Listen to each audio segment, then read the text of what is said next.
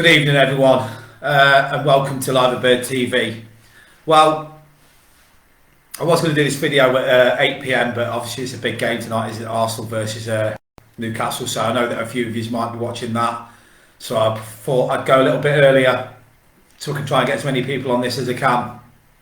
Now, that know me since I started That Was to Believers, DTB TV, which was my previous channel before I did LB TV. Know that I've had a fierce sort of defence of FSG since he took over Liverpool. I just remember how low I felt under Hicks and Gillette and how badly I wanted them Cowboys out of our club. And I remember seeing the famous court scene where John Henry came out with all his entourage around him and punched the air and said, you know, we've done it, and you know, £267 million of the debt was cleared. And it's really frustrating because I spend so much of my time arguing with fans that, I'm sorry, they just don't have a clue. They just clearly don't have a clue, because you're getting the people that are arguing with you wrong. FSG out or FSG in, it doesn't mean that the FSG in brigade want no signings. We do want signings, but we're realistic. We know, and we quite like. Some of us are romantics. I love the fact that Liverpool are an institution. I love the fact that Liverpool is such a big football club that we don't rely on Saudi money. We don't rely on Middle Eastern tycoons to make us big. We've won 6 European Cups without any of that.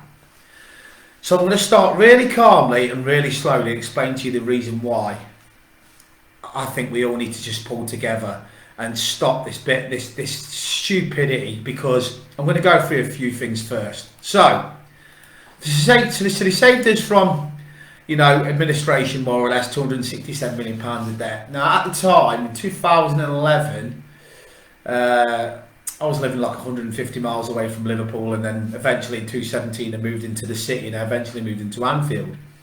And living in the Anfield area, I watched Anfield go from 45,000 all the way up to 54, and now going up to 61. My kids go to school right next to the ground and see it transforming every day.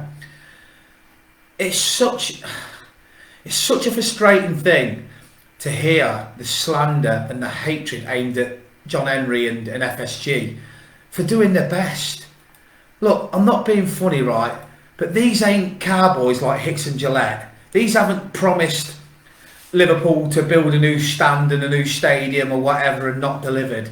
These have delivered, and this is the reason why in this video I've put John Henry on the right with on this side, which is what's always trending on Twitter every time we lose, and on this side, every single trophy that we have won since FSG has taken over with Jurgen Klopp in charge.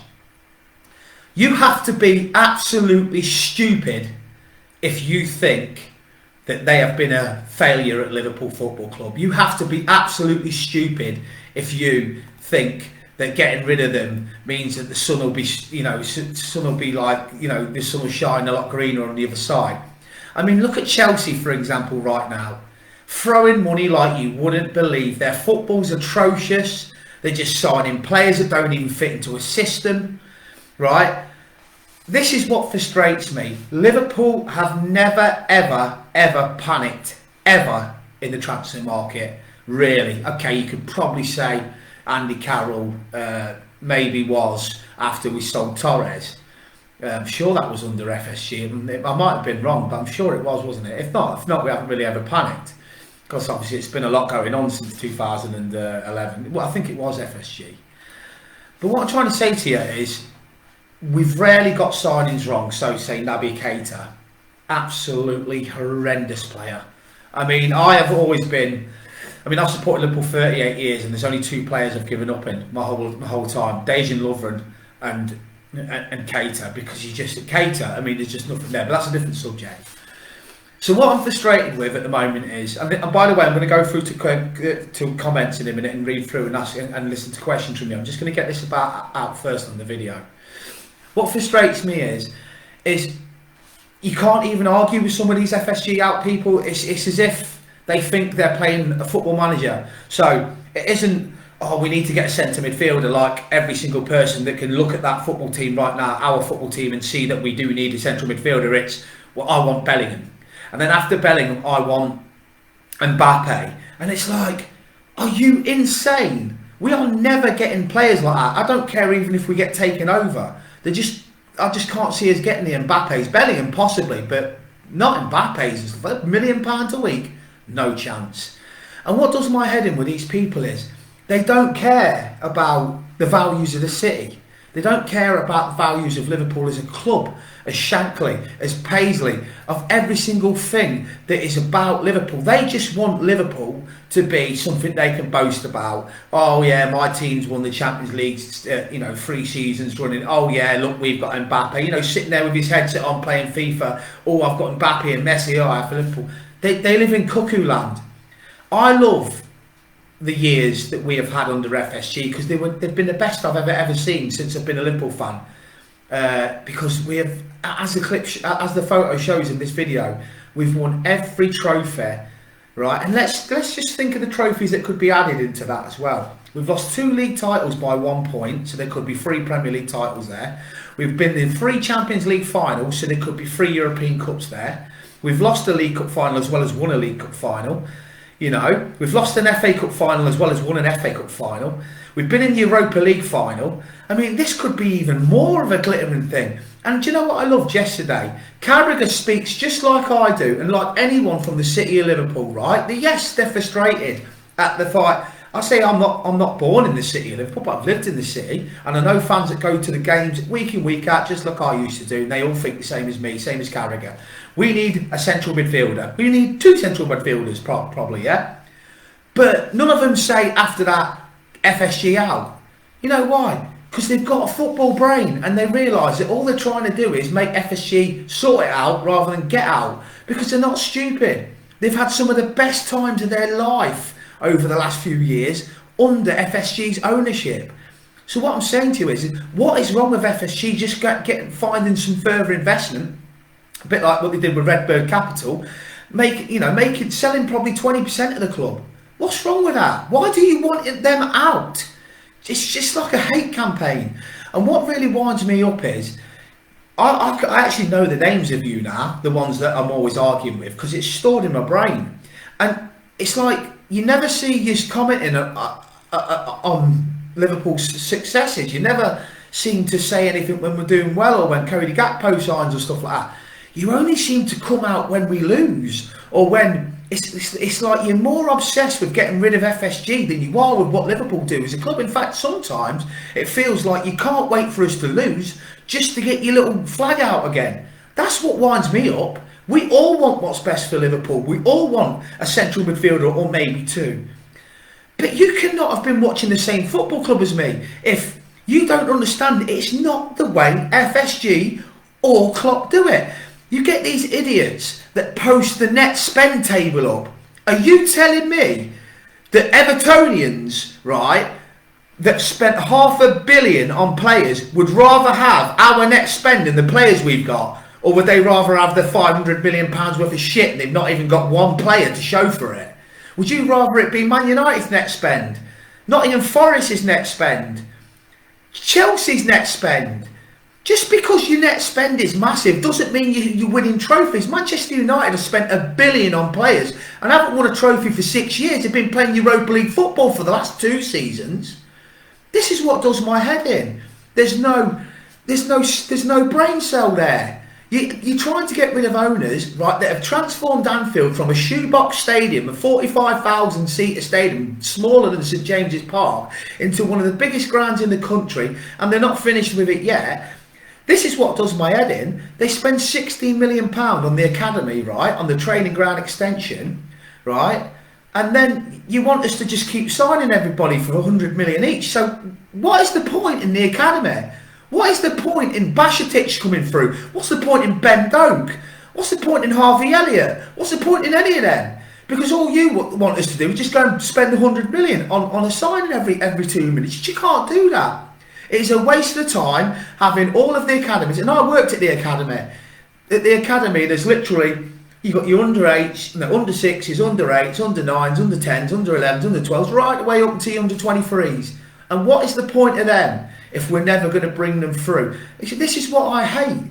This is why I don't want us to sell to a Middle Eastern company. I don't want us to sell to a state-funded organisation, because I just can't see the next Steven Gerrard. I can't see the next Michael Owen. I can't see the next, young player coming through. And that's what this club is built from. It's what this club is about. So what I'm saying to you is this has to stop now. I mean, say for example Liverpool sell tomorrow, right? FSG sell, right? And we sell to this new big sort of business, and they're spending 100 million here and 150 million there and 200 million here and this, that and the other, right? I always think to myself this, where does it stop? Who's next? Right? What happens if we go on a bad run and we lose 4 or 5 games? What is it? Say for example, DIC, like Dubai International Corporation, takes over. It's like DIC out trending on Twitter because we can't change ownerships like we change a centre forward. Darwin Núñez can't score a goal for love nor money at the moment. What do we do? Spend another £100 million on another centre forward? No. You stick with it, you ride through the storm, and you get there. He was bloody unlucky yesterday, Núñez, because I tell you what, he was that close to being onside, and he finished it brilliantly. What's trending all over Twitter and all over social media? Some of our own fans, even Domino, sticking the booting on him. It absolutely gets. I mean, I've just seen a status on social media now of somebody saying, do you really think that Andy Carroll is actually better than Núñez? I couldn't believe that a Liverpool fan had just asked that question. And we're getting rife with it now. And I've only noticed it, and now I realise why we all called Man United glory hunting bastards when we grew up as kids at the school playground. Because we have now got that fan base. Years ago, when we, as Liverpool fans, and you that are listening to me right now know what I'm talking about, we had to go through the shit days. We had to go to the days when Alex Ferguson was winning every trophy. Eric Cantona scored a volley in the last minute of the FA Cup final, and I'm sobbing. I'm only a schoolboy, and that was when the FA Cup final was on from 9 in the morning till 3 o'clock kickoff all day. We had to go through the times watching Ferguson always cheating and getting this out the officials, buying the best players. Then we had to go through the Roy Hodgson eras. We had to go 30 years without a league title, right? We went through all of that, and now we have this, and we've got fans that have only just joined us since Klopp came along and since Liverpool started to win some of the trophies you see in this video. The bandwagon fans, and they think they've got a voice to lead this football club into the next 10, 15, 20, 30, 40, 50 years. We have to drown them out. You have to drown fans like that out, because they don't care. They don't care about the club. All they care about is their little moments of glory. And then once Liverpool, if Liverpool tail off now and don't get in the Champions League and don't get in this, don't get in that, they'll disappear. And then they'll go and support Newcastle, or they'll go and support Man City. This is what they do. They cannot have a voice. I'm telling you, they can't. And I can prove it here, right? During Brendan Rodgers' last season, I went to nearly every single game. Every single game, including the Wembley semi-final against Aston Villa. I could get a ticket. I didn't even have to worry about getting a ticket. It was easy. I could just go on the members sale. I could go on late availability, and I would be at every game, right? Guess what? In the last 2 or 3 years, you cannot get a ticket, more or less, for love nor money. And do you know why? Because we're winning, or we were winning. We were winning trophies. But I was there against Sion. I was there against Kazan when Klopp made his debut. I was there against the Stoke Cities in the League Cups. I was there in the Aston Villa semi-finals. I was there when we had Benteke, Joe Allen. I was there when we had Emre Can, and we had Barini up front with Balotelli and Ricky Lambert. I was there then. Will you be? And the problem is most of the fans that want FSG out, and most of the fans that want Mbappe's and Bellinghams, wasn't there. They're just glory hunting plastics. And I'm sorry, I know there's going to be a few people that are watching this that ain't and still want FSG out. But you probably do agree with me. There is these people, and it's growing. It's like a cancer in the club. Look at Arsenal. Arsenal Fan TV was toxic for 2 or 3 years, right? The same owners that they've tried to chase out the building for the last 2 or 3 years, right? And now, the best owners since sliced bread. Never once do they ever come across to the Emirates to watch any match. He won't be there tonight. You won't see that. What's his name that owns the Arsenal Football Club? Remember his name? Kroenkes won't be there tonight because they don't give a fuck. They've got an NFL team. They're not bothered. Oh, but guess what? Arsenal are doing well now. So guess what? We'll leave the owners alone. And one thing I have to say before I go into questions and answers in a minute is why does he get the stick all the time? John Henry, right? All he does is write checks, right? Look at it like this. Jurgen Klopp says to him, right, I need this player. What does Henry do? Right, I tell you what, we can afford this much amount of money or that much amount of money. There you go. There's the money. Just like he did for Gakpo. Just like he did for Luis Diaz. Just like he did for Mane, Salah, Firmino. All the players that Klopp wanted. It is not John Henry's job to pick a position. He's not sitting in his flipping Boston home right now going, I'll tell you what, I'll have 50 million here. I'll tell you what, I might just buy Gakpo. Oh, I don't care about the central midfield. I'm not bothered. It's my club. That's the way you lot are thinking. He doesn't pick the players that we sign. He just tells Klopp what budget we have and Klopp buys who he wants. The buck has to stop with the management team, Pep Linders, the recruitment team, end of. So I said this earlier today when it was annoying me at work. I couldn't even work today. We could have bought Amrabat for what we paid for Gakpo. Dead simple. Do you think John Henry cares where 40 million goes? If it goes on the central midfielder or it goes on a winger, doesn't matter, does it? It's still 40 million quid. He still had to write the cheque. So you can't blame FSG for not buying a centre midfielder because he clearly is not being told. It's not his decision. He stands outside the fucking changing room when Klopp's in there with the players. He doesn't interfere. Todd Bowley at the moment, he thinks he's manager of fucking Chelsea. That's why he's brought Graham Potter in. Oh, I'm going to do this, I'm going to do this, Aubameyang and all that. Oh, he's interfering, you can see him in the changing room. Is that what you want next? Liverpool to sell to someone that will just wander in and think he's playing FM and, you know, sign this and sign that and all that. And I tell you what, the fans that want FSG out want that. And my point is this, right? John Henry is not a football person. He's a businessman. He has 40 million there. Whether it goes on a fucking cook or a central midfielder, he just gives it, if he's got it, for the club to run as a business successfully. Does he want Liverpool to do shit? Clearly not. Because if Liverpool don't get in the Champions League this year, whose pocket's it going to hit? His. So it doesn't make sense. The only thing I can think is we are holding out for Bellingham. Right? Jude Bellingham.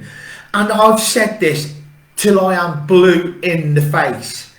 If Klopp wants a player, he waits. He waited for Mane. He waited for Van Dijk. He waited for Luis Diaz. He wants Jude Bellingham. So what he's done is he's looked at that midfield, and it's dead easy to look back now in hindsight.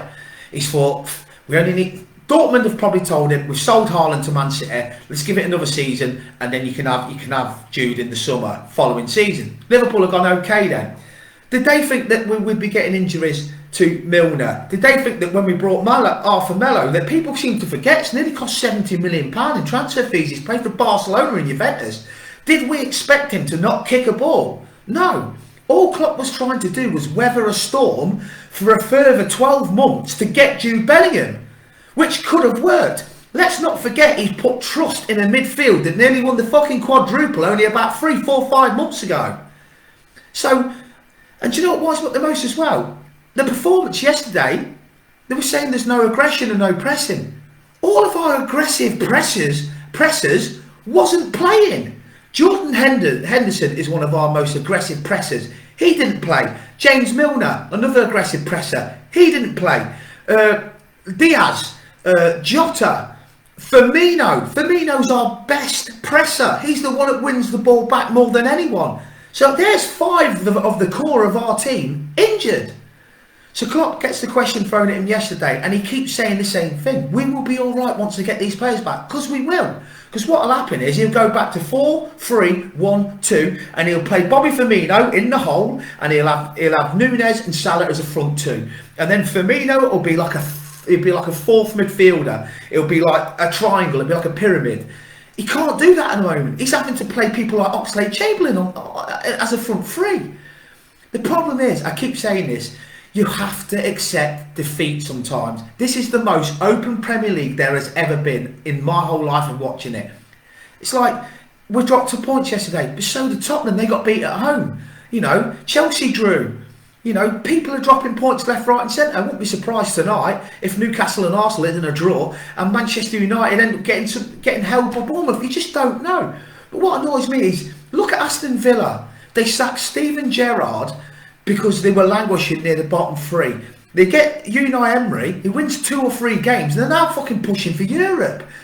And people say the top 4's over because we've lost the game. Brentford have beaten Manchester City away, Manchester United 4-0 at home, beaten us, drew with Chelsea, only lost to Arsenal, and drew with Spurs. Or beat Chelsea and drew with Spurs. So I'm just saying, Brentford are just Brentford. It's like the old Wimbledon. Get over it. We get back to Anfield, we win a few games, we get behind the staff, we get behind the players, and we trust in Klopp. How can we not trust in Klopp? He's obviously looked at his midfield and thought he could get by another 6 months. He can't. So now he's panicking because he's used his winter budget now on Gakpo. And I've just listened to TalkSport now, and they said that Gakpo was a deal they couldn't turn down. They probably didn't even need him, but they just couldn't let him go to another rival club for a snip of a price. It was too good of a fee and price for him to be let to go anywhere else. So I'm going to get into questions and answers in a minute. But you have to stop. We cannot keep changing. We can't change ownership every time we lose a couple of games. And for God's sake, we are 4 points off the Champions League. We still got to play all of the top 6 again, and it's season over. I was arguing and doing videos like this a couple of seasons ago. We lost 6 games in a row, and the same people that wanted FSG out wanted Klopp out as well, right? What happened? We turned it around. We had Reece Williams and Nat Phillips at the back. We pulled together. We went on a run, and we actually finished 3rd, never mind 4th. So if you doubt our ability, that's your own problem. And we're not an ageing squad. Nonsense. We're an ageing midfield. The squad has got a core of players that everybody was liking when I posted it a couple of weeks back about we've now got Diaz, Jota, Nunes, Carvalho, Elliott, Bajcetic, Doak, all these kids coming through, right? We just got an ageing centre midfield, which happens. Shit happens. We just need, if we go and get, Darren Bent hit the nail on the head about 20 minutes before I did this live video. He was asked a question, are Liverpool done with now? And he goes, no way. He said, if they sign a centre midfielder like Bellingham or somebody in the summer, and get probably one more like Amrabat or something like that, they're back in business. With our front 6 that we have got, we are only 2 signings away now from being one of the best teams in the world. I'll get to questions now.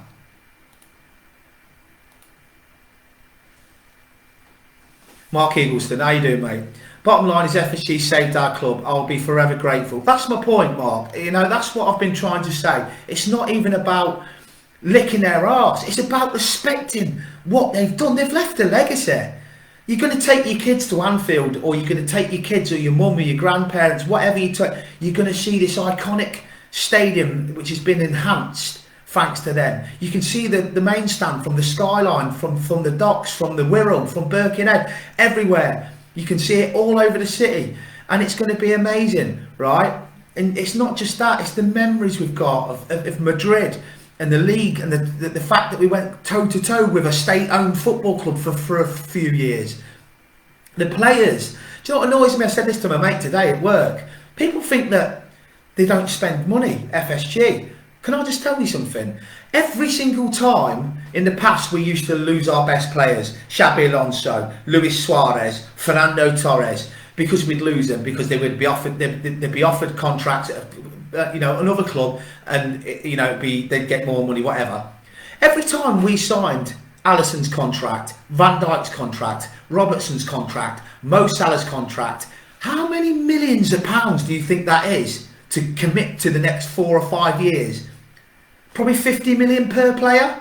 So this is what does my head in. Money isn't just transfers. It goes in the training ground. It goes in the away stand, in the home end, the away end, everything. It just does my head in how fans always just forget that. Right, let me just get to the comments again. So how long away from playing Diaz, Mark? I'm hearing that Diaz is going to be back around about February time. So I should imagine probably mid-February. But I know Jota's similar as well. Paul Andrews, 100% agree with you on this subject, mate.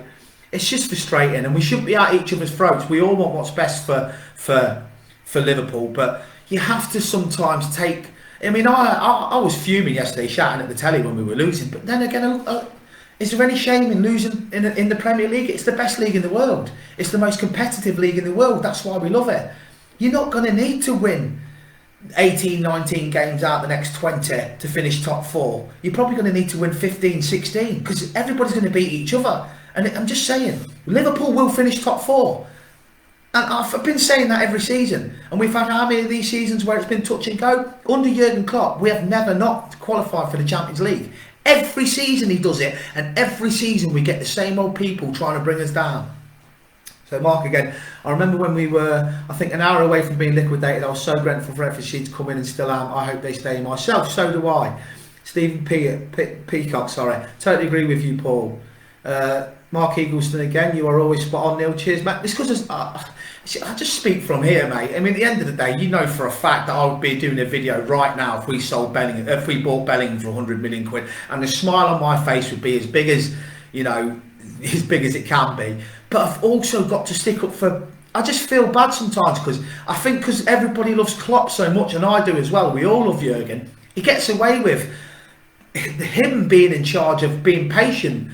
John Henry is not to blame for us not buying a central midfielder. We've bought Diaz and Gakpo and Nunes. Our last 3 signings have been huge outlays of money, and they've all been attackers.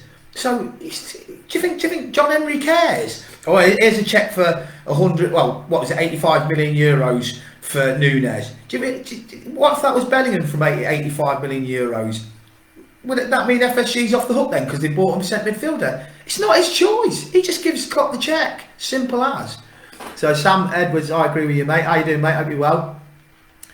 I was in the cop when Nunes scored against West Ham. He's electric. Should have had at least 2 that night. He will come good. Totally agree with that, Mark. He's a great lad. George Wilson Hayes, how you doing, mate? You'll have a walk alone as well, mate. Evening to you. Let's read some more comments here. Jason Baines, FSG saved our club in 10 years, win everything. City spent twice as much in the last 10 years and still not won the Champions League. I think our signings have been brilliant, plus transformed Ant into a super stadium. Look at Chelsea, not done nothing to the stadium. Look at Chelsea, Old Trafford is dated, it's run down. It actually is, actually. Plus when Ferris left United, nothing has changed. Glazers, I think you mean. Whereas whoever takes over Liverpool, if FSG leave, have put money into the club for the future, new training ground, 61,000 seat stadium, got more youth players coming through. This is what I said, mate, the other day, Jason. The signings FSG have made now that we're going to get the benefit from in a decade's time. You know, there's players coming through our academy now, and lads like, lads that we've pinched like Ben Doak for 600 grand, and even Harvey Elliott will go on and get better and better. I mean, I couldn't believe he was getting abused yesterday. The kid's 20-year-old and he's getting abused by our fans. And do you know what was even worse?